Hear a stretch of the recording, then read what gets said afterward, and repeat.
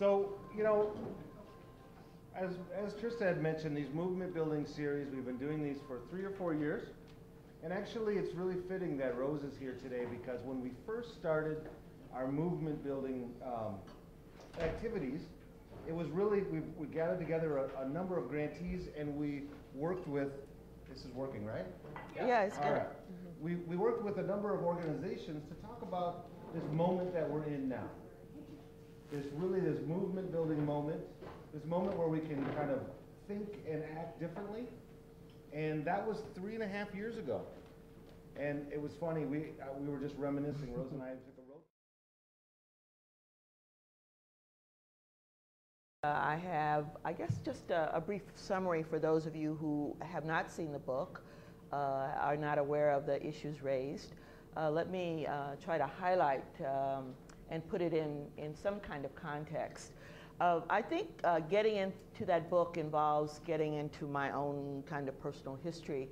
And as Trista said, I'm an academic, a researcher, but I've never disconnected that from activism. And oftentimes I will get into my own history in a much deeper way. I won't do that this evening, but it certainly has been an imperative in my life to combine scholarship and activism. And I've tried to live that praxis in a lot of ways. I was a member of United for a Fair Economy's board, and that organization has at least a decade-long commitment to looking at the concentration of wealth in this country.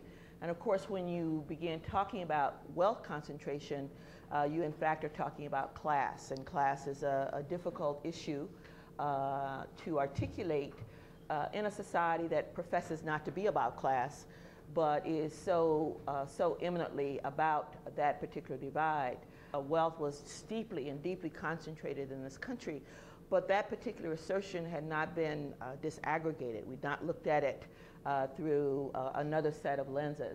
So it was very clear to us that there was a racial wealth divide in this country, and we wanted to make that we wanted to lift that up. So wealth is concentrated. It's an example of how class operates in the United States. But as many of you know, this is a class, race, heteronormative, gendered country, and it would be very meaningful to think about those cross-cutting inequalities in the context of the concentration of wealth. So we lifted up the racial context of the wealth divide and began working on trying to pull together some materials.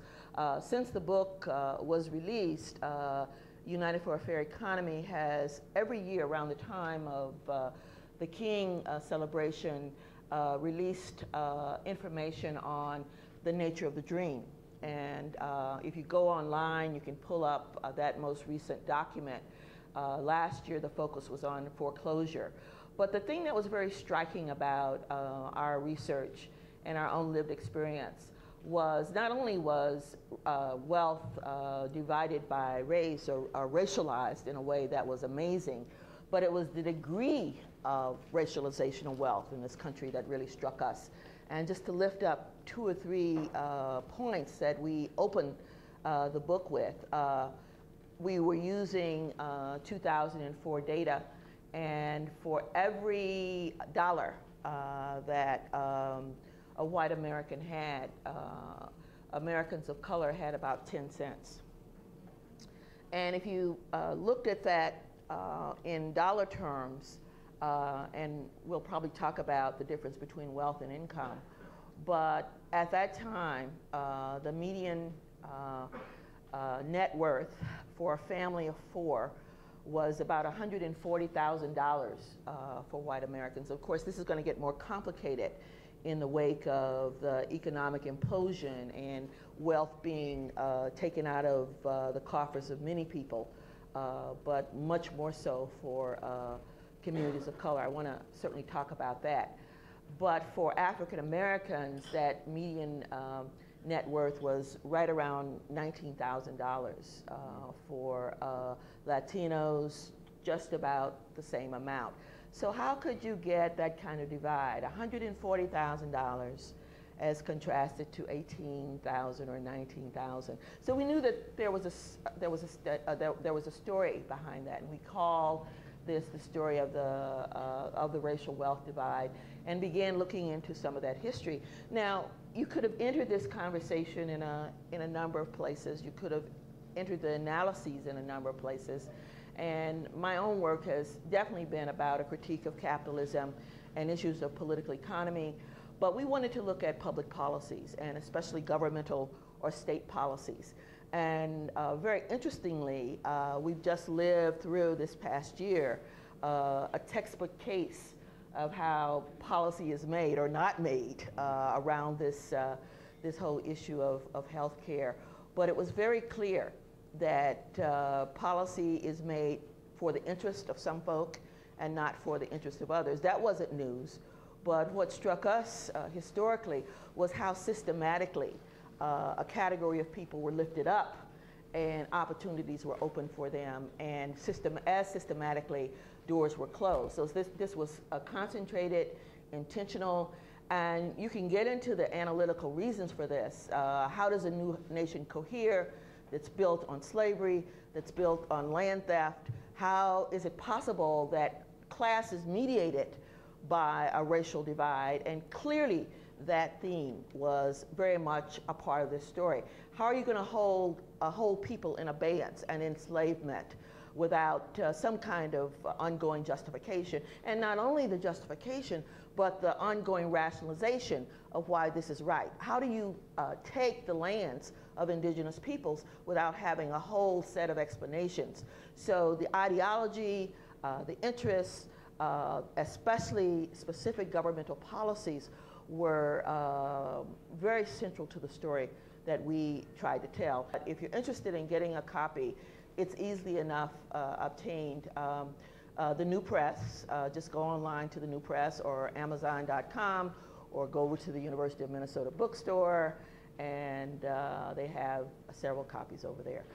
Anything else you want to know about that history? I don't know about you guys, but I'm fascinated because one of the things I didn't get in my history in school was how these policies systematically advantage some and disadvantage others. So could you elaborate about, Sure. Give us some examples about that? Sure. One of my favorite quotes in the book, and it's a quote taken from another colleague of mine, Joe Fagan, who's a sociologist, and he just released the second edition of his book called Racist America. He's a longtime scholar at, of all places, Texas A&M. You wouldn't imagine that, but that's one of those ironies. At any rate, he has a lovely assertion, a very profound assertion, that this whole issue of policy wasn't just a Southern set of decisions, although the South would play a very strategic role, that what we're talking about is a national set of policies. And if I can remember the quote, there is not a ship that was built, not a factory that was put into place that would not have been possible without the slave trade, for example. That the expropriation of wealth that came out of human beings that were wealth, if you were a slave owner, because of your holding in slaves, you were wealthy. Or because of the production of wealth, because of slave labor. And it's on these principles that mercantilism gave way to pre-capitalist forms and ultimately the building blocks for a capitalist society. And so from the very beginning, I know from your history, you probably know the 3/5 Compromise, which interred in law the fact that African peoples were property. And certainly that interring in law would take a long time to undo.